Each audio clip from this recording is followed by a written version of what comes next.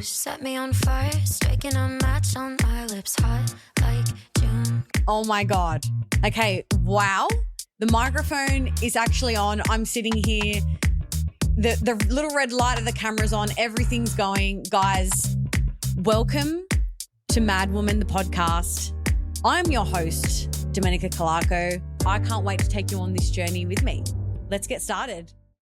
Welcome back to another episode of Mad Woman, the podcast. I'm your host, Domenica Calarco. Thank you so much for being here today, guys. What a wild week it's been. I feel like I keep saying that every week, but this time of the year is just so hectic. And then added in all of the extra things that I've got going on, especially this dog that's in front of me right now that's having a whinge. This morning, Millie actually went and chased a kangaroo. I think it was a little wallaby, not a full-on kangaroo. I don't think I've seen a full-size kangaroo here yet where I'm living. I am quite rural, guys. Got wallabies, wombats, we've got echidnas. I have yet to see the echidna. Wow, a week it has been, well and truly. A lot of updates, a lot of, I guess, a big personal update. And the personal update would be that I have officially started the transition to change over medications.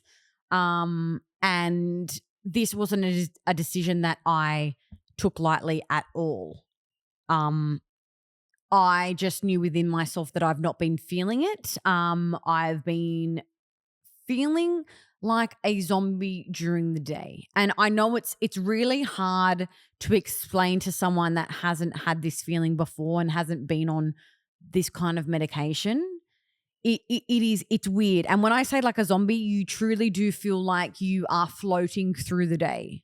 And it's been a little while that I've felt this, and I chalked it off to being stressed, busy. I genuinely thought that I was anemic again. I thought that I either had a B12 deficiency or an iron deficiency again, because I genuinely felt like out of my body. So I am officially going off the mirtazapine. I'm tapering now with the 15 milligram mirtazapine instead of taking the full 30. And I am now on 25 milligrams of valdoxin. The name of the tablet that I actually bought is called Domion. And when the pharmacist came out and handed me the packet of medication and it said Domion, for a moment I almost laughed. And I thought, wow, she really is going to think I'm batshit crazy now because I've just laughed when she's handed me this medication called Domion. Because when I spoke with the doctor, she's like, oh, it's called valdoxin. You know, I know that medications have all different names and all of these different amazing, pharmaceutical manufacturers have many, many names for these products because they love to make money.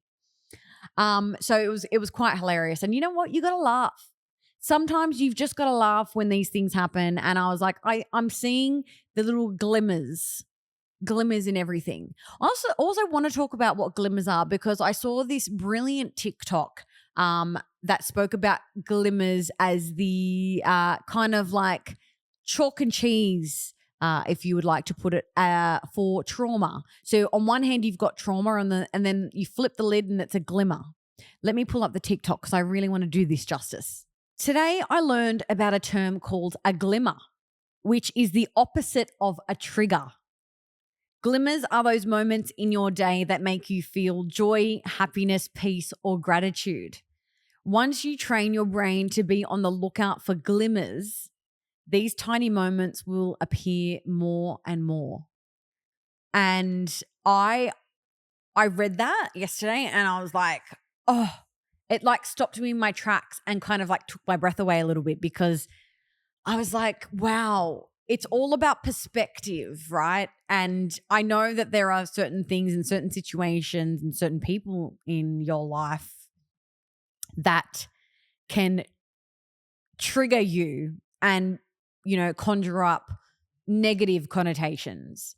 But the opposite of that is a glimmer. And the glimmer are those moments in your day that make you feel those happy feelings and gratitude and peace and comfort and all of those beautiful things that our days should be filled with. And our days are. It's just all about finding those moments and holding on to them. And that's not to say that certain things in our day and through our journey are going to trigger us, because they definitely are, and I have definite moments of that throughout my day. There are people in my life and in my past that have that space, and it's about dodging that. But also, I think as I've gotten older, I've learnt the practice of being able to take it in my stride and be like, okay, I can get through this. How can I use these feelings and these emotions, and how do I process them and get through these feelings? That leads into actually another quick little thing that I want to talk about, and that's toxic positivity.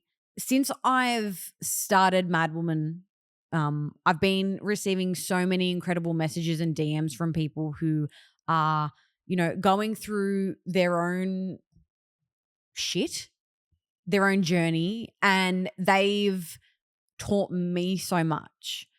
I am opening up my eyes and opening up my world to new techniques and ways that I can deal with my anxiety. But one term that I've opened my eyes to recently is toxic positivity, and what is it?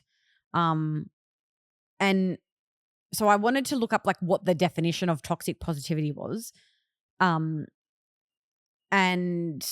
long story short, it's creating pressure to be unrealistically optimistic without considering the circumstances of the situation. And there's like really this fine line between being optimistic and then being toxically positive. I don't even know if toxically is a word, but I'm making it up, and it is now. There really is a fine line, right? Because even through the dark times, we want to be optimistic and we want to see the light at the end of the tunnel, right? But where is that line of someone not even considering the circumstances of the situation, and regardless of all of that, just being so unrealistically optimistic? When you think about it, guys, you will see the people in your life that do that.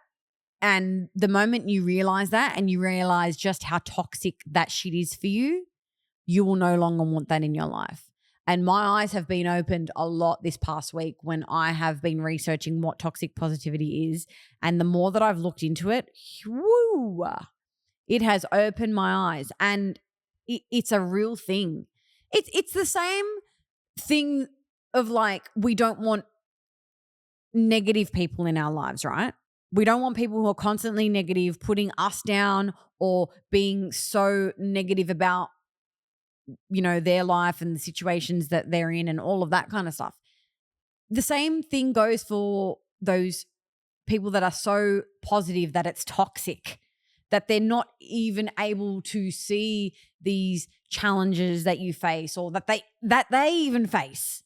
It's like so grossly optimistic that it's toxic. It's a fascinating topic to look into, and I urge you to get on Google and do some reading, because it really is fascinating, and I've really opened my eyes to that a lot this week.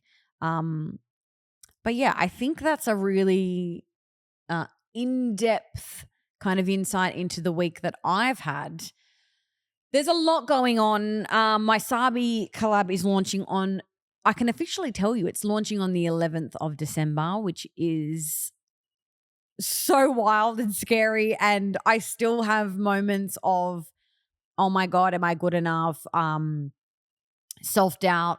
I'm like imposter syndrome big time, guys. Like I deal with it a lot. I have moments where I'm like, I don't deserve this. Am I good enough? Sometimes I feel like, am I even good enough to have a podcast? Am I good enough to have all of these people follow me that are so incredible, and we've created this incredible community? And I still get these moments of feeling like I don't deserve it, or I'm not good enough, or I'm like, I'm not worthy. And Jared actually said to me that he goes, and why would you think that? Why are you not worthy? What do other people have that you don't? Or what, like, why would you think that about yourself? And it really made me just be like, oh my God, like, this is so true. I've worked so hard to get to where I am, and I have an incredible community behind me and uplifting me and coming along on this journey with me. So with that, onwards and bloody upwards. But I do want to give you guys a little tease into something that I'm launching very soon. And it really does tie in perfectly with Mad Woman. And I think the community here at Mad Woman is going to really appreciate what I have that I'm going to launch. It is something that I've worked on for the last 5-6 months. I've put my heart and soul into this. I did start this while I was in hospital, and it is incorporating all of the things that I learned in hospital, all of the practices that helped me through, and it incorporates a lot of what we've already spoken about here on Mad Woman, and I can't wait to share with you guys. I hope that I'm able to announce it in the next week. I really hope by the time this episode goes live, I can talk about it, but TBC, because I'm waiting for them to arrive. I'm then waiting that we are able to upload the website. It's just, guys, my life is so busy, crazy, amazing that I still can't believe that I'm here right now and even talking to you. And I can't believe that this project that I've worked on, that I put my bloody blood, sweat, and tears in. I'm going to get emotional about it. I put my blood, sweat, and tears into this through times when people said that I would never amount to anything. And that I wouldn't be able to get through the cancellation. I wouldn't be able to get through that time. And just knowing that I'm about to launch this, and yeah, all of my hard work will pay off. And I just can't wait for you guys to see it, because I know that you're going to love it. And yeah, I'm just so freaking proud. But before I go and ramble anymore, let's get into the main topic of this week. And I think it is very on theme, on brand actually, this week, guys. Burnout. Wow, wow, wow. We are at the pointy end of the year, aren't we? We're almost at that pointy end of the tree, right where you put the star right on top. Okay, we're almost there. And let me tell you, it's spicy. We're almost there. Things are heating up. They actually really are. We've just had a heat wave here in Sydney. I know a lot of my listeners are in the UK where it's actually snowing and freezing, but we've got a heat wave. So factor in the heat wave and the fact that we're going into December, and this is when it's the busiest time of the year for a lot of us guys, all right? We've got Christmas parties, all right? We've got all of these events where we have to see people that maybe we don't want to see. We have to see family. We don't all get along with our family. All of this shit is happening, and we lose sight of the most important thing, and that is self-care and ourselves. Self-care is not selfish. And that's why I wanted to do this episode all about burnout and the tips and tricks that you guys wrote in. I asked you on the Mad Woman Instagram to send in your tips and how you dodge burnout and how you cope with it. Because I think, realistically, it might not be dodgeable at this time of year, and there might be little moments of feeling really burnt out and tired and exhausted, but you sent some incredible tips and tricks in. So let's get into it. You know that feeling when you're running on empty, and no matter how much you push yourself, you just can't keep up? Or maybe it's that constant overwhelming sense that you're juggling too many things. That's where I'm at right now. I'm juggling too many things. And I tell you what, I've dropped the ball on a few occasions, but I picked them back up. That's the most important part, okay? None of them feel like they're going the way they should. None of the things that you're juggling are going the way they should because you're doing too many things. Yeah, that's me too. I hear you acknowledging it, and I'm on the same page.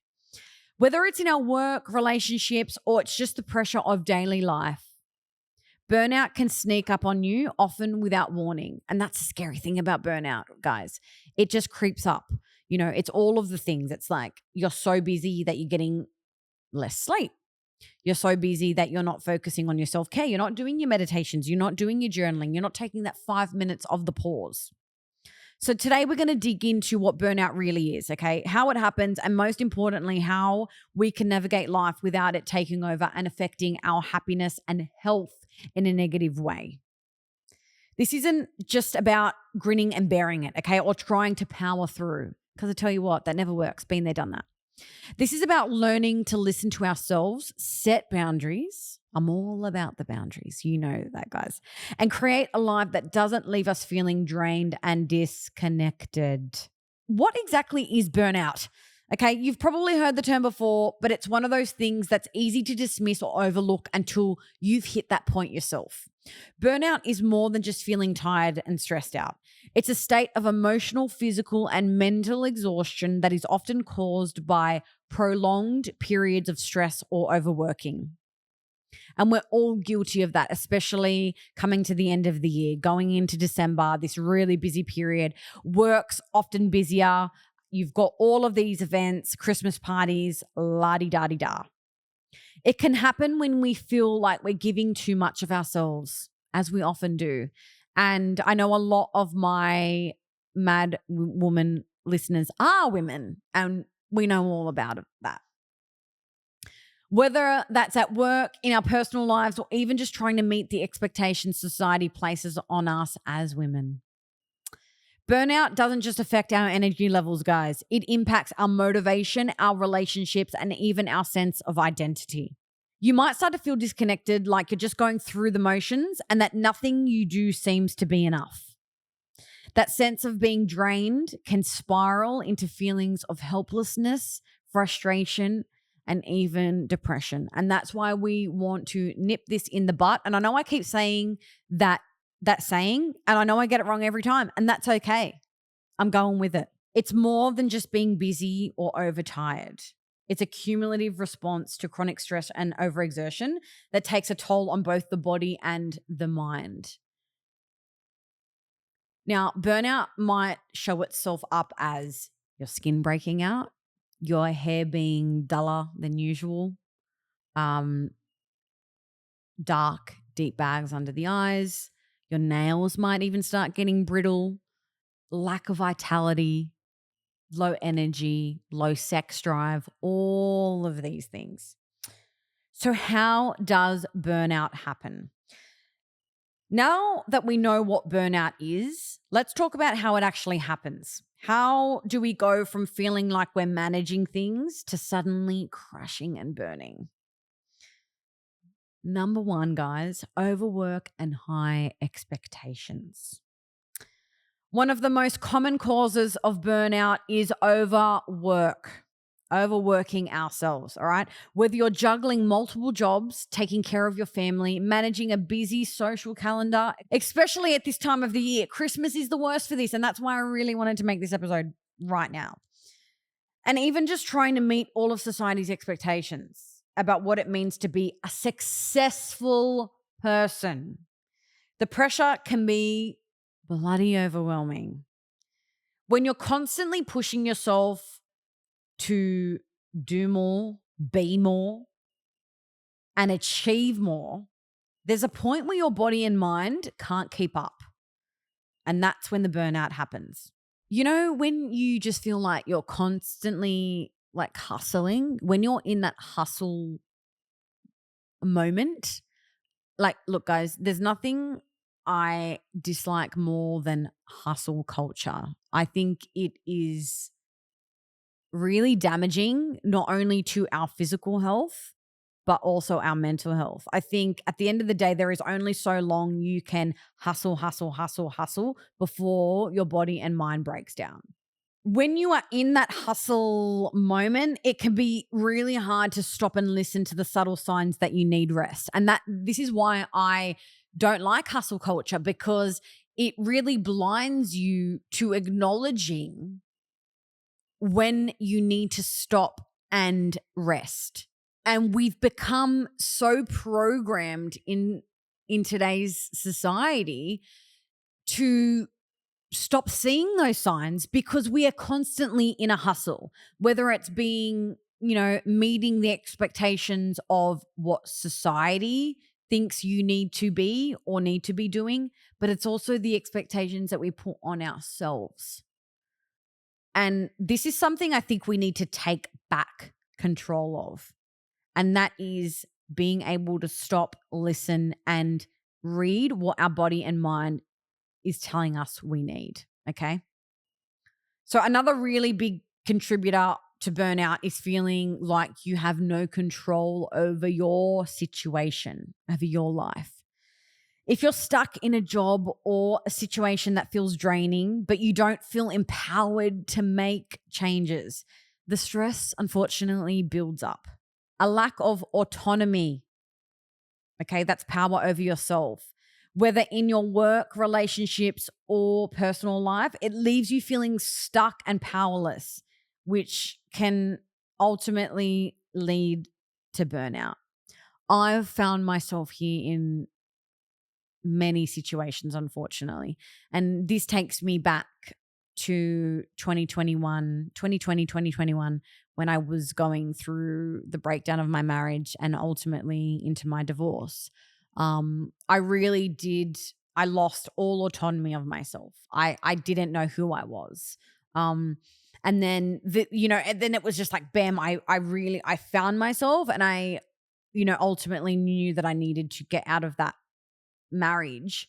That was that first glimmer of hope that I refound within myself, and that was like a real like wow moment for me.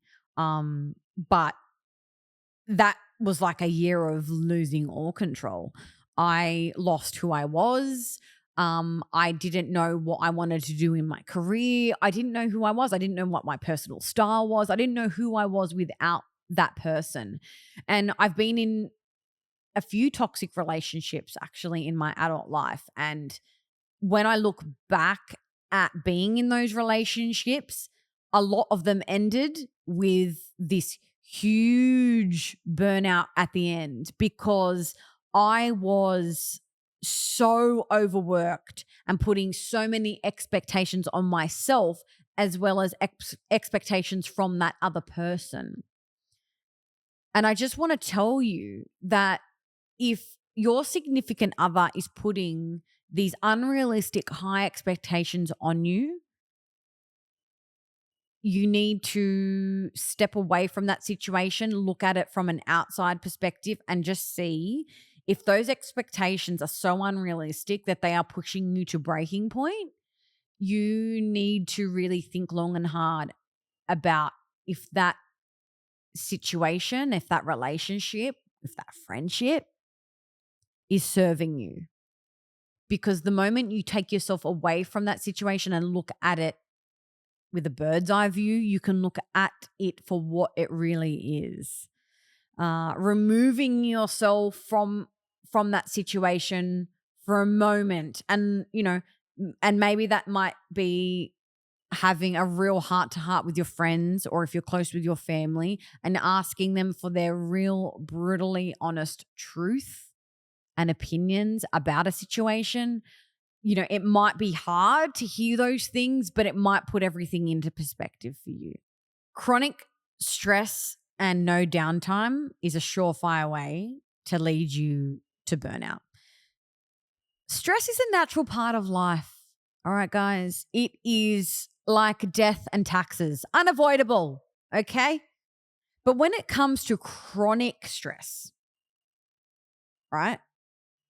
When it becomes chronic, there's no time for recovery or rest. When you've gotten to that point where it's too much, that's when the burnout sets in. Think about it, okay? If you're constantly in fight or flight mode, your body doesn't get a chance to recharge. If you are finding it hard to fall asleep, to have an uninterrupted sleep, this is something you need to get on ASAP, because sleep is that number one thing that you need during times of stress. That is the time when your body is recharging itself. Without adequate sleep, rest, or downtime, the body and mind become depleted, okay? And the effects start to show. I want to talk about something, all right? We have this hustle culture. You log on to Instagram, you log on to TikTok. Everyone, I'm at the gym at 5 o'clock in the morning, okay? I've got my protein shake. I'm at work by 8 o'clock. Bitch, I don't stop. I look at that and I cringe. I could not think of anything worse. I just think my adrenals start to hurt inside of me when I see that. That is not, that lifestyle is not sustainable whatsoever. Every person I've ever seen do that kind of, or lead that kind of lifestyle, if I'm following them on socials, in the space of a 6-month period, I will see 2 times minimum that they get so incredibly unwell, sick, or they have some kind of breakdown. Okay? It is not sustainable to push your body to its limits to the point where it is in fight or flight mode. Fight or flight mode, yes, it is something that we got from our ancestors millions and millions of years ago. It is still there. It is something that we utilize in moments of danger, okay? Or us anxiety galleys that, is not a danger, okay? We don't have a woolly mammoth coming to kill us, okay? We don't. It is made up anxieties in our head. I love my brain. It's brilliant. But we have this culture and it's so prominent on social media where everyone is hustle, hustle, hustle. I run 5 businesses. I get fucking 4 hours sleep. Wow. I could not think of anything worse. I remember seeing this one TikTok where this lady said that she wakes up at 2 o'clock in the morning and starts her day. And I thought to myself, wow, that's a surefire way of you being dead at 60. Well and truly, guys. Well and truly. Sleep is so freaking important. Do you know what else is important? Having a sloth day, having a slob day. That is why I love my weekends, okay? I love my time where I have had a busy AF week. I love nothing more than sitting here on the couch, turning on Real Housewives and being numb and mindless. Do you know how great it is for me? I feel so refreshed and restored that I can get on with my week and not feel like I am on a hamster wheel, because that is what life is like when you are chronically stressed leading to burnout. Okay? It's not going to help you whatsoever. And this is where self-care comes in. And a surefire way of leading to burnout is neglecting that. I can tell you without a doubt. All right, guys, because I've been there. I'm speaking from experience. And the reason that I've left neglecting self-care to the end is because it is, I think, one of those things that is so freaking important. And when I say self-care, that doesn't mean going and spending $300 on a massage, taking yourself to the hairdressers and getting a wash and a blow wave. It doesn't have to cost money. Self-care can be taking yourself to the local park, sitting on the grass, going to the beach, going for a walk in nature, getting outside.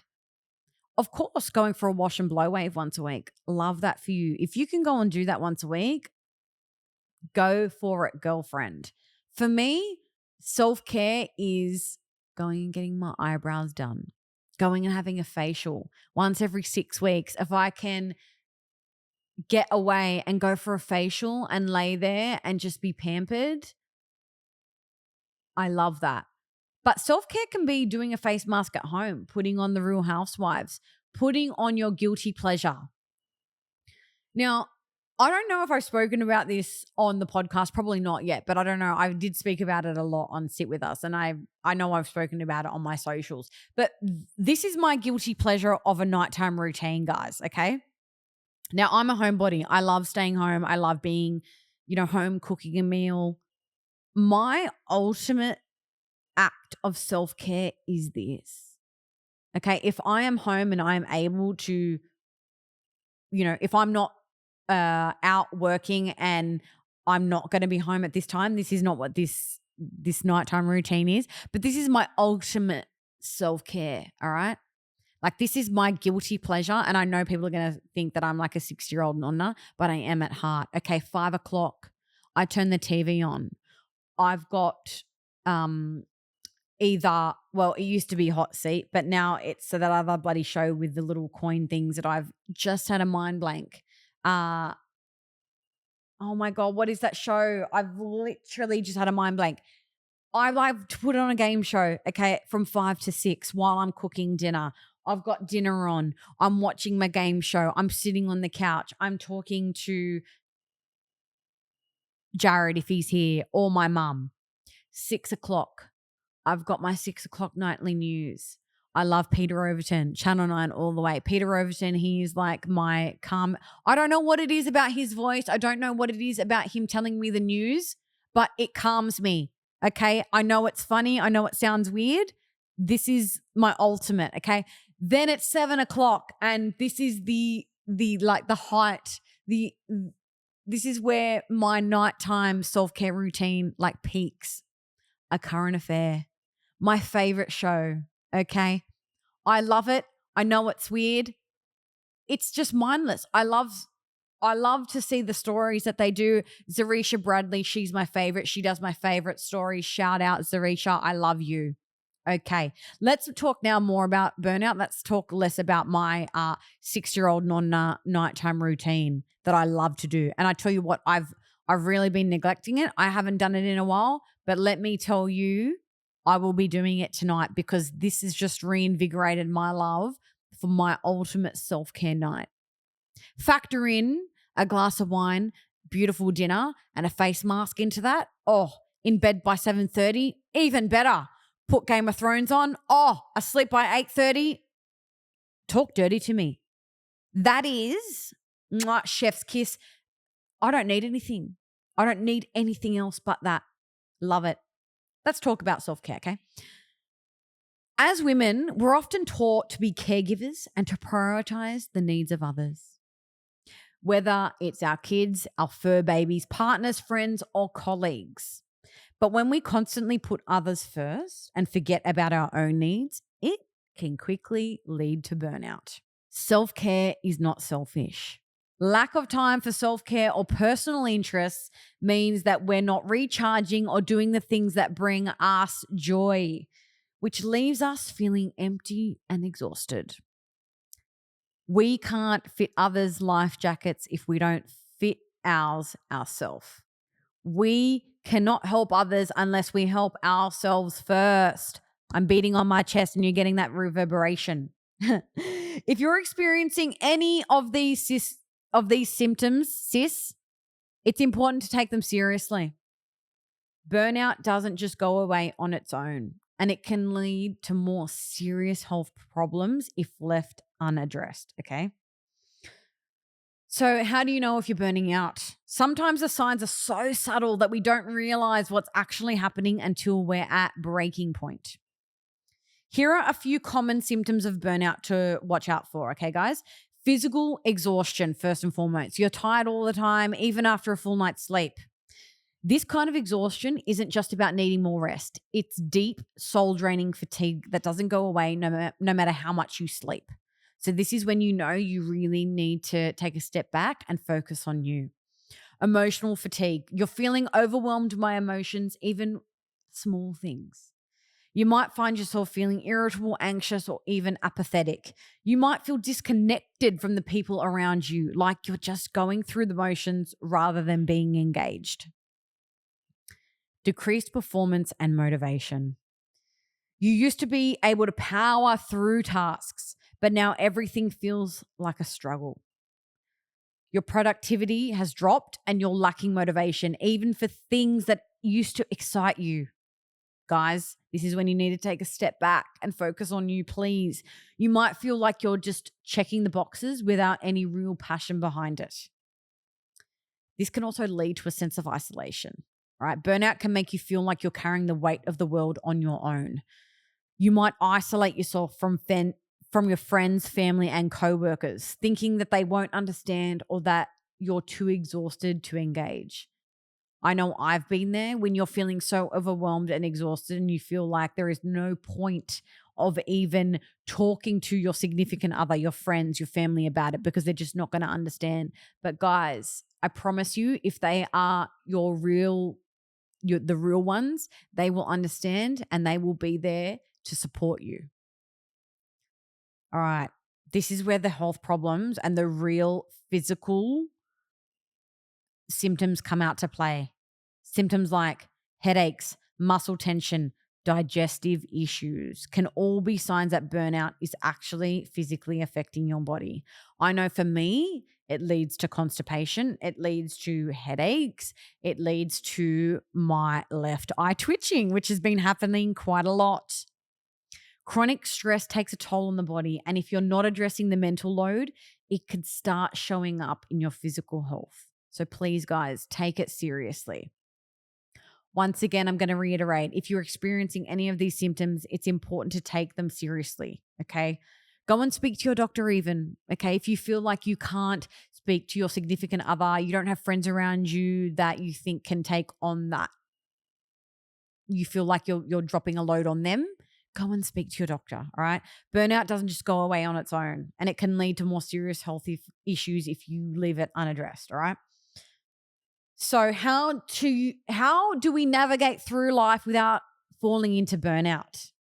All right. I'm going to read out a few here, but I have so many that you guys dropped in a question box when I asked you guys on the Mad Woman Instagram. And once again, if you aren't following, please go and follow on Instagram and on TikTok. Number 1, set those boundaries. Boundaries are so important, guys. I can't reiterate that enough, but you've got to stick to them. One of the biggest lessons in preventing burnout is learning how to set and enforce those boundaries. This could mean saying no to extra work or even that event that you really don't want to go to.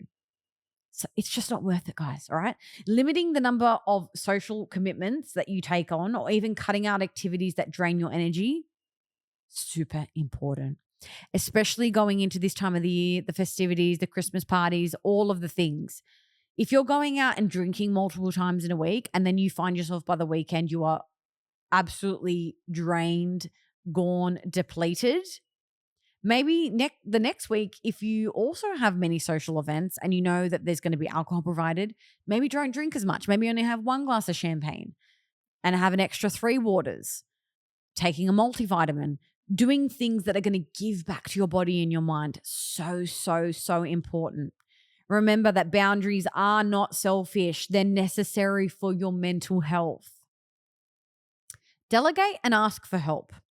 I, for one, find it very hard to ask for help. I always think that I can take it all on and do it all until I crash and burn. Been there, done that. You don't have to do everything on your own, guys. If you're feeling overwhelmed by your responsibilities, ask for help. Whether it's delegating tasks at work or leaning on a partner or a friend, sharing that load can help prevent burnout.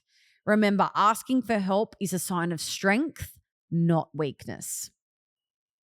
Make time for rest and recovery. I know I've gone on about this and I've spoken all about self-care.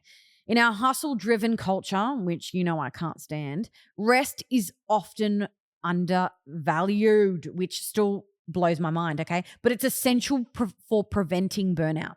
Make sleep a priority. Make sleep a priority. Put your phone in the other room if it keeps nagging you and it's like a burning hole on your bedside table. Take breaks throughout the day and don't feel guilty about saying no when you need to recharge. You can't pour from an empty cup. Prioritize that rest like you would any other important task. Practice self-compassion. Be kind to yourself. We can be our own worst critics, okay? Pushing ourselves harder than we would ever push others, which blows my mind. When you actually think about it and how hard I know I push myself, I would never do that to another person. Remember that you don't have to be perfect all of the time. Self-compassion is key to maintaining your mental health and preventing burnout. Give yourself grace when you need it. Make time for joy. You know what else is a surefire way to oh no, that's not surefire way. A surefire way to getting to burnout is not leaving time for joy, but a burnout buster is joy. Doing things that bring you joy. I don't even know if that sentence made sense. My brain is almost at a fried capacity, but doing this episode is making me actually take a step back and looking and thinking, wow, I need to actually implement this into my life, guys, because that was almost a burnout moment there where I felt like I didn't even remember that sentence. So I think that's a good bit to leave in, actually, because that just goes to show you when you are thinking about 10 million other things and not being present, as I am here and now and recording this podcast episode, because I'm thinking about everything else I need to do, how long I've been recording for. I'm wearing too many hats. I'm getting back to it. Whether it's a creative hobby, time with loved ones, or simply enjoying nature, make sure to schedule in some fun and relaxation into your life. You deserve it, and it will help you recharge. I now want to read out some of what you guys put into the Instagram page as how you guys navigate life without falling into burnout. There's so many great ones. Go for weekly 1 hour walks with the gals. I love that. Making time for those that you love. Talk to my support workers or therapist. Love it. Time off my phone, journaling daily, even just a simple gratitude list. Yes, queen. And canceling plans. I love you. Claire? Amen to that, sister. Someone's put in red wine. I love that. Red wine's full of antioxidants. Get it, queen. Walk my lovely black lab. Oh my God. Having a little me time, massage, float, facial, or even a day by the water with a magazine and a bevy. Love it. Turn your phone off, lock the doors, close the blinds. Love this. Oh my goodness. You guys are the best. Oh, someone just wrote the spoon method or spoon therapy. Interesting. I'm gonna look into that. Another one is always take 5 minutes a day to close my eyes and go to my happy place, which is the sea. I love that. Someone's just written by giving less fucks. I mean, I'm all for that. I'm all for giving less fucks. Be aware of who and what gets your energy. Protect your inner peace at all costs. Yes, yes, yes. Make time for yourself. Reground and breathe. Doing small things every day that bring you joy, like watching the sunrise and an ocean swim. Oh, these are so amazing, guys. I'm loving reading all of these.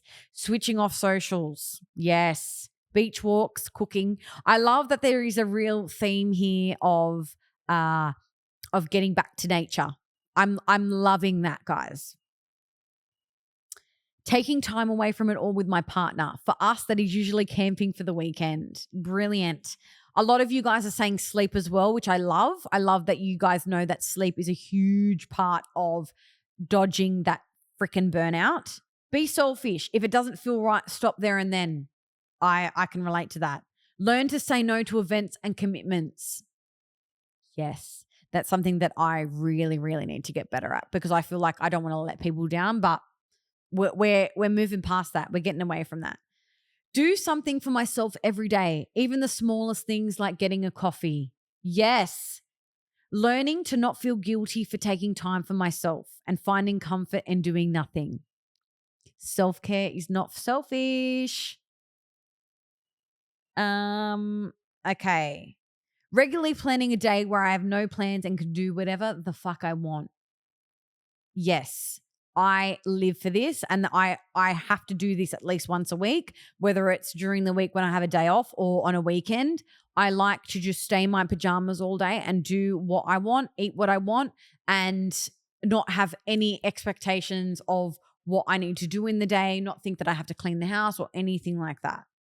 Last but not least, I plan regular trips away for something to look forward to, even if it's just a one-night camping trip somewhere. You guys are amazing. I've loved reading all of your tips for how you guys navigate through feelings of burnout. Okay, So guys, burnout is real, but it doesn't have to control your life. By recognizing the signs, setting healthy boundaries, and making self-care a priority, we can navigate our busy lives without falling into the trap of exhaustion and overwhelm. Remember, you're only human, and taking care of your well-being is not only important, but it is the most high priority, putting you first. Burnout is one of those sneaky, insidious things that can creep up on you. It starts small, a little tiredness here and a little bit of irritability there, but before you know it, it can completely derail your life, okay? Leaving you feel exhausted, disconnect, and maybe even a little lost. We don't want to get there. All right? Burnout doesn't have to be your fate. It doesn't have to be something you just push through or power through. In fact, that powering through is exactly what makes burnout so dangerous in the first place, all right? So if you're feeling a little bit burnt out right now, I hope all of those little tips and tricks can help you through. But I want you to remember this. You don't have to carry that weight alone. There's no shame in feeling exhausted, overwhelmed, or even defeated. It's okay to take a step back, to ask for help, and give yourself space to breathe. And it's okay to seek support, whether it's from a therapist, a coach, or a friend who understands. You are not weak for needing help, and you are not failing for needing a break. You're simply human, and that's enough. So before we wrap up, I want to encourage you to reflect on what's draining your energy right now. What boundaries do you need to put in place? What can you let go of to create more space for yourself? These are tough questions, I know, but they're also important ones, guys. The more you understand what burnout looks like in your life, the more equipped you're going to be to avoid it. And finally, don't forget to show yourself compassion on this journey. Self-care is not a one-time fix, and it's not selfish. Avoiding burnout is not a destination, it's a process. It's about making small, sustainable changes that help you honor your needs every day. It's about choosing yourself over and over again, even when life gets hectic or the pressures feel overwhelming.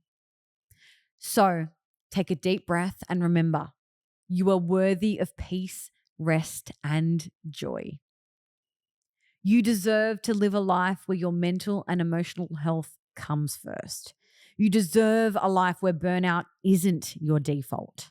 Before I do my outro for this episode, I want to quickly get into DDOM. So let's do that. I got 2 really interesting questions this week, so I'm going to dive headfirst into them right now. Dear Dom, I have a question for you. Dear Dom. Welcome to Dear Dom, where your burning questions meet my no-holds-barred advice. Whether you're navigating love, work, or that weird neighbor situation, I'm here to dish out wisdom with a side of sass. And this one is really important. I think I could do a whole episode on this, but I really wanted to answer this one because I can imagine that you are in a position and you kind of want the help right now. So the question is, Dear Dom, dating and dealing with a mental illness, how do I go about it? And I really do think that this is something that I could do a whole episode on. But at the end of the day, you need to stay true to you. And your mental illness isn't you, but it is part of you and it's part of your story. And I think if you are getting yourself into a new relationship and it is something special and it's something that you want to pursue, then I think you just need to be open and honest with that person. And if that person isn't willing to understand or, dismisses your mental health issues in that battle, then I don't think that person is for you. But I really do genuinely believe that you need to be true to yourself and be honest with that person.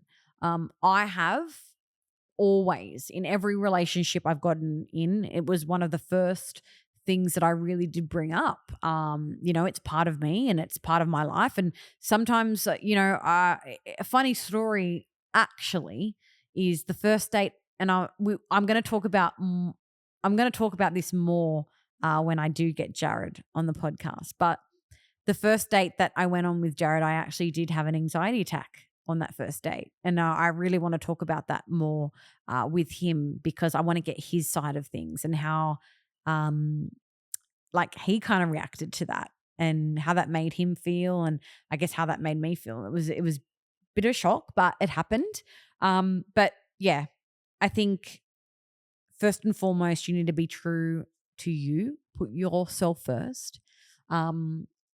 Your mental illness doesn't define you, but it is part of your journey. And I think it is something that you need to be open and honest about. And if that person doesn't acknowledge that or doesn't want to understand or want to try, then I don't think that person's for you.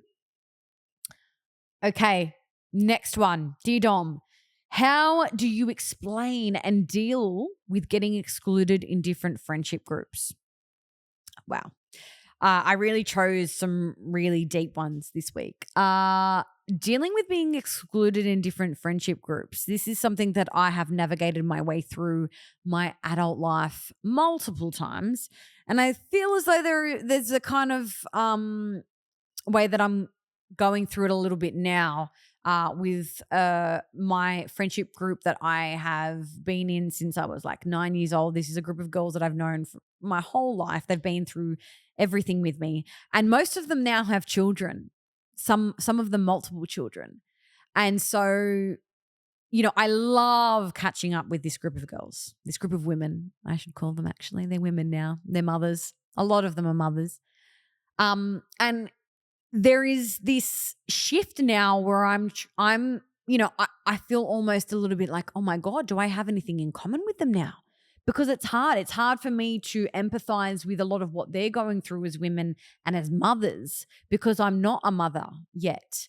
And, you know, I can't wait to have children, and I can't wait to be able to, you know, be able to, you know, bounce, you know, all of that conversation off of women who have gone through that. But yeah, it's tough navigating friendship groups through differing changes and times of lives. Like we go through so much as humans, right? And I think, you know, in your 30s, there's so much happening now. There's, you know, people are getting married, people are getting divorced, people are having children, people are single, people are going through huge, you know, career shifts or so many life changes.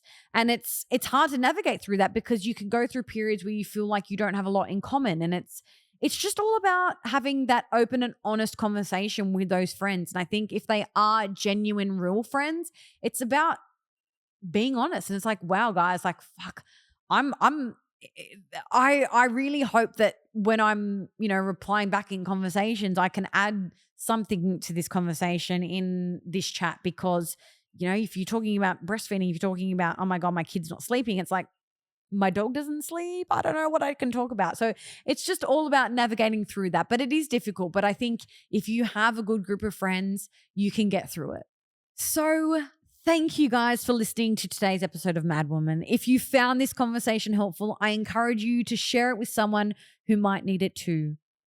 And if you haven't yet, please follow the podcast on Apple, Spotify, wherever you get your poddies, and also on YouTube, which if you're watching on YouTube, welcome. Thanks for being here. Let us know how you're navigating burnout in your own life. I would love to know. Please leave a comment below.